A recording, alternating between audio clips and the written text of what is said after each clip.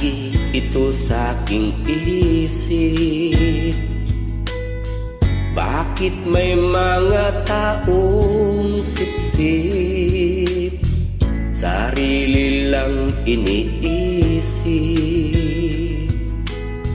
Lagi sa amo nakadikit, umaasang may pamana makuha sa amo nila. Di niyo ba alam na kawawang sinumbong nyo?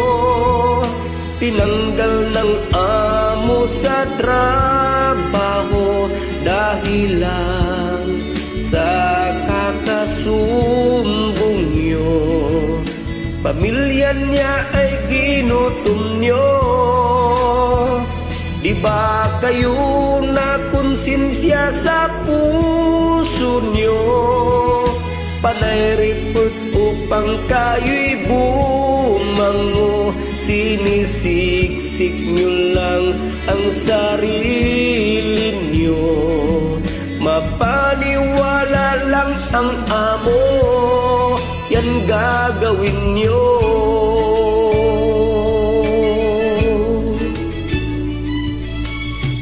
Meron akong katrabaho, napakasip-sip talagang tao. Panay dikit sa aming amo, nagre-report ng hindi totoo. Kaya siya ay pinaginitan, sinaksak at pinalo sa ulo. Di nyo ba alam buhay nyo rin delikado?